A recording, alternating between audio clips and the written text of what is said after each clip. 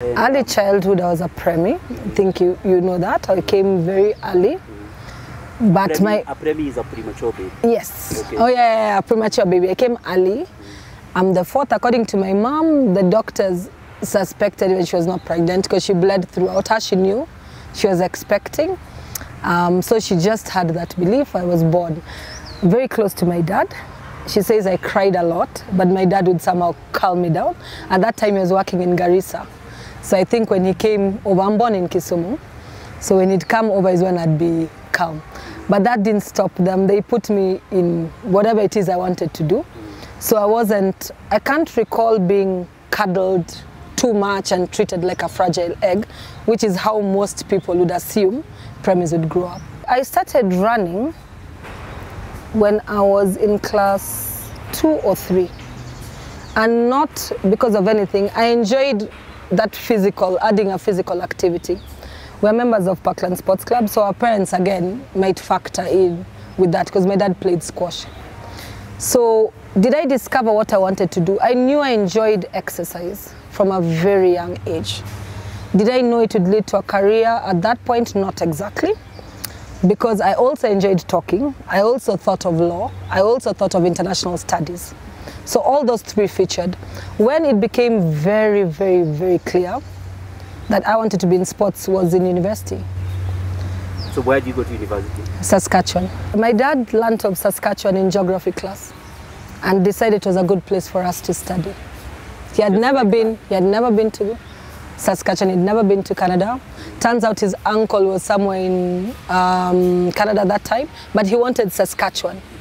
And that's where we went. My sister had gone before me. So it wasn't that I was just going in. That time there were no cell phones, so my dad tells this is where you're going. I remember going for a visa. By the way, when I was getting the visa is when the bomb blast happened. I was in a matatu. Yeah, so I know I'm flying out. The bomb blast happens. I grew up in Kile, so I know the conductors, the drivers, so I'm safe. But you know that time there was no communication. So the only way we found out later is a bomb blast is when by the time you reach back home. Yes. So you're in a mat and then you can see things. It's black. It was quite interesting. Anyway, so long story short, I make it to Canada. My sister is there to receive me. Back to how you're going, your dad is telling you, this is where you're going to change planes, lay over, that, there's no communication, call us when you reach. Is it your first time out of the country? First time out of the country. And that time, you know, I'm not going on because my parents are extremely wealthy. You know, I mean, they worked hard, they've called their friends. Most of us used to go by fundraising. You remember when you used to fly out to get a fundraising card, guys come, then you're told very clearly, this is for the fees of this, you're going to work. You're going to work hard. I was lucky enough to get some assistance from the Kenyan government.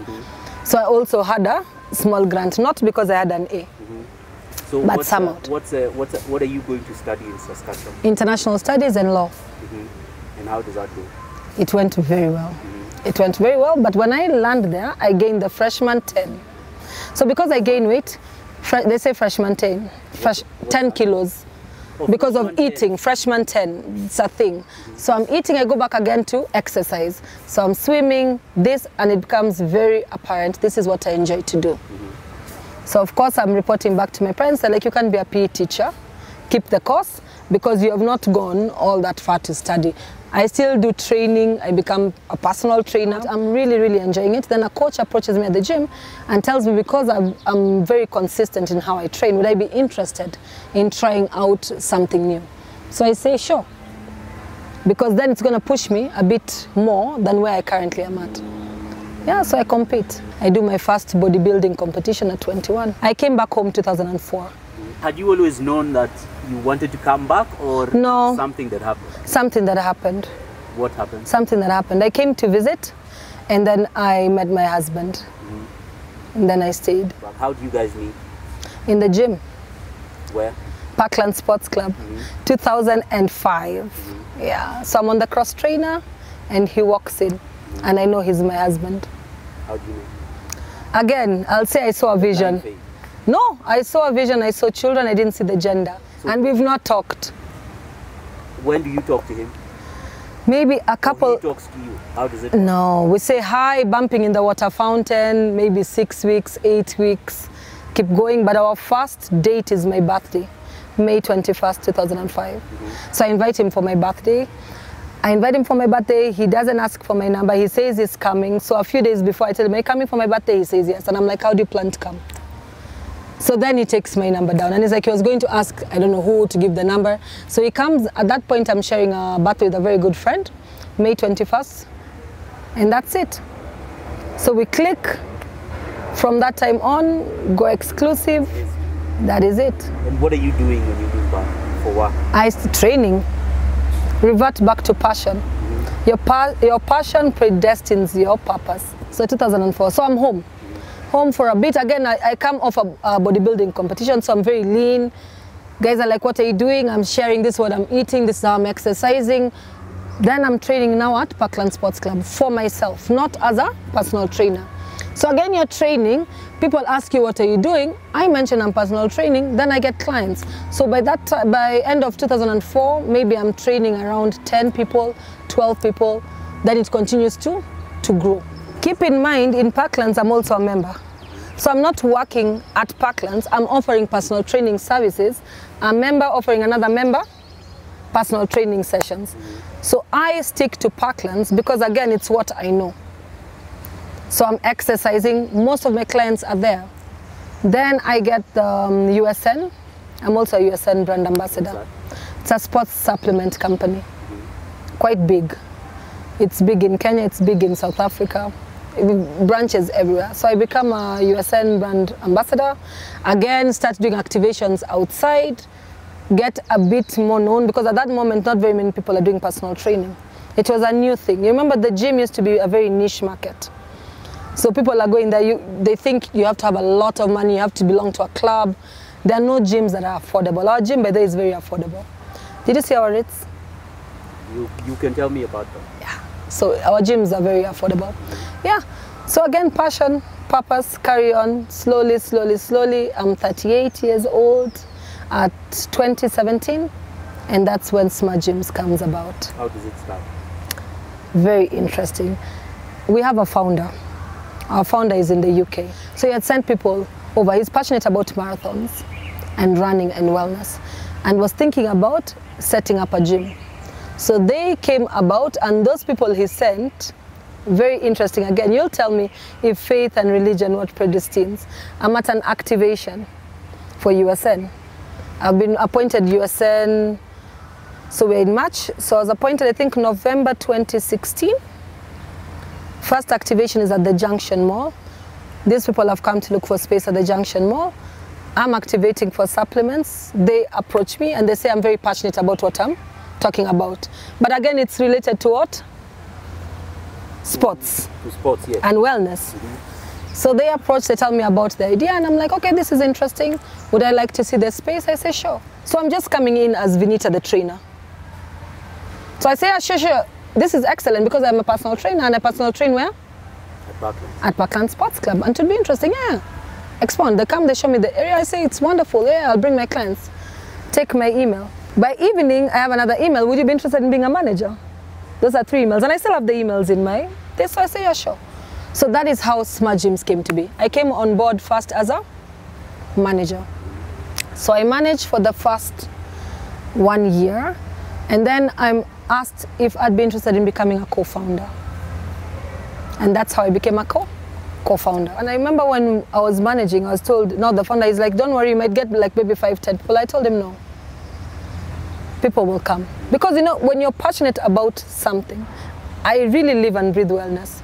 And they came because it was a different feel. So now 2018, by the time Junction 2017 is done, we know for sure it's working out. Second location is Diamond Plaza and Embakasi. Diamond Plaza opens my birthday May 21st.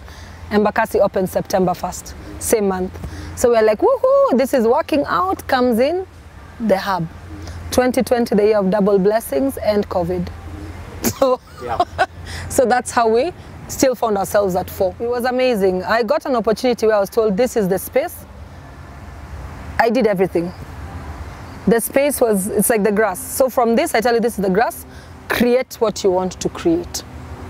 All I had to do, I remember I'm calling a founder, okay, the colors is like, you choose the colors, you miss the contractors, and I couldn't believe that is Isn't that not blind faith, blind trust? To tell you a bit of incidences where God is. When I woke up, 2015 April, it was around maybe 3. I remember I was on a couch. We had those African couches. Those guys who sell, our first furniture was from the people who sell the roundabout at Sarit. And my daughter was on one side, my other daughter was there. And I remember I had a blue sweater and I couldn't get up. And I was struggling to breathe. I told you I'm asthmatic. Huh? So I use Ventolin, but I carry it not because I think, my folks have always instilled you have to walk with your inhaler. I push limits. Huh? Even if I don't lose breath, I don't reach for my inhaler. I try to train my body to breathe fast so that I'm in control of that. But this time I can't walk. I absolutely cannot walk. Why? I have no idea. I'm telling my daughter, and I can't breathe. Our nanny then is called Judy, and I tell her, call Auntie Judy. She's looking for my inhaler. She brings the inhaler she gives me, and I tell them, call your dad. So he's on speaker. I'm telling him I can't walk. He's like, I'm coming right away. I can't walk. And I'm telling you, I couldn't walk. You know, they're poking my leg and I couldn't feel my leg. And I remember lying there. The first place we go to is in Kilalashwa. They have a medical center. And I'm there, I'm lying down. You know, it's like a movie. Because for sure, I cannot feel my legs. And they're putting the drip and all that. I go back. My in-laws, my husband's mom is in medicine. So she's really frantic, trying to figure out. I'm taken back home, still can't walk. It gets worse. Then now I'm taken to Mata. I don't like to mention hospitals, but I'm taken here. I still can't walk. And you know, it's expensive. So I'm there, I'm sharing a room with this lady who by the way is older than me. And you know, it's a teaching hospital, which also makes it quite affordable. So they're coming, they're all trying to see, I've been done for tests after tests. And I also had lymph nodes under my armpit, so they're suggesting it's an infection. What kind of infection, they don't know. I've seen everybody. Everybody. And then, why would I hear a voice telling me to stand up? You tell me. That's what I'm asking you. I want you to tell me. And then why do I stand up? And at this point, by then I'm okay, saying I can be a PT with a pink wheelchair. I've told my husband, no, it's not too bad. Because I'm positive. I'm like, we can make it work. Just because I have half my body, I have my mind. How long is it between when you wake up in the morning and you can't feel your legs and when you start to say, I can accept my fate? I cannot say it quite clear because it's not very clear to me. I'd have to go back. Luckily, my phones back up everything, including communications and that. Months? Is it years? No, not years. It was a very short period of time. It took, I'd say it's a period of 3 weeks. So a voice says, stand up and walk. Yes, very clear. Like a voice you can hear or I can hear. I can hear it. Now, is it in my mind? Is it hearing a voice? I'm not clear. But what I do know is stand up and walk was not from the sky. It was not like these trees waving. I did not see a sign written there. But I tried. And I remember saying how. But I'm moving my toes. Then I sit. Then I try and move one leg down. Then I put another leg down. Then I hold the bed. And the lady there now, she's shocked. Because she knows for sure. Because you know they'll knock your leg to find out that this is not possible. And I stand. And the doctor's coming. And that's it. And that's it. That's it. The next thing, my in-laws are in, my kids are out. I finally can see my little one and the other ones, and I hug them and I leave. The first tough thing is the bath. Yes. Then the next for my thing mom, for me, is you're hit by a bus. No. The first thing is the bath. Mm-hmm. The second one is pre-unit, swing, goes off, fractures the skull, taken. I remember Kenyatta, there was nowhere to be done for surgery, and that I remember. Then the surgery is done in Nairobi, misses school for a period of time. This is the fracturing of the skull. After that, class 2 is the DAF bus. DAF, do you remember DAF? I remember DAF. I have a story about DAF. Those DAF buses were interesting. Yes. So this is at, yes, and this was at Valley Arcade. So I'm in the DAF with my siblings. It catches fire underneath. They smoke. Adults are pushing out. Kids are being stepped on. But I'm fine. Everyone in the bus is fine.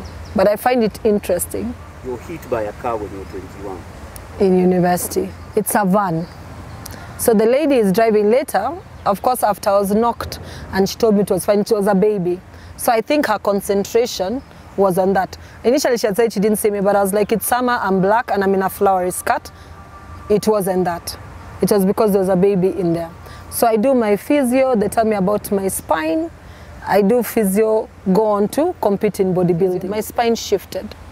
With physio, it can be made better. So he told me it will take X period of time for you to recover. It took a shorter time. Again, at this point, I'm already in fitness. So your body, chances of it adapting better and faster is already there. So the spine shifts, I do my physio, I go on to compete, and I'm fine. In my 20s, I was spiritual. After all the incidences in reflection, I'm also religious because I operate on blind faith. If you tell me, I'm here with you now. If I hear a voice telling me something, I believe the voice. Most people will tell me, no, why don't you question it? Why do you have that deep belief that this is what it is? For me, it's clear. I know. This is what I'm meant to do. There's no doubt. No one can come and tell me, no, by the way, you can start selling shoes. Are they sport shoes? Perhaps. But apart from that, am I going to have a shop? No. I know this is my purpose. And I'm called in this. This is my life through sports. And I know even more at that point because I know I'm called, yes, but I'm called to be of service. And this service is not about me. It is bigger than me. So through sports, am I transforming people? Yes. Am I transforming them even mentally? Yes. Am I doing God's work? Yes. And it's not at that point that I'm saying, oh my God, I'm so saved, I don't wear shorts. I wear very small shorts when I'm exercising. No, but I know that I'm bigger than this incident that's happening. As much as I have had miscarriages, and there have been many, I've also been blessed because I'm a mom of four. Talk about the painful bits. A miscarriage is similar to a dream promised that you wake up and is not there. Because in a dream you see it happening and you know this is what is going to happen.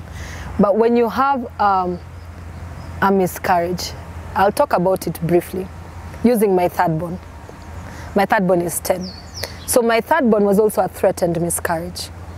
And with my third born, I sat in a lot of churches. I think in Consolata, I was drawn to the church like never before.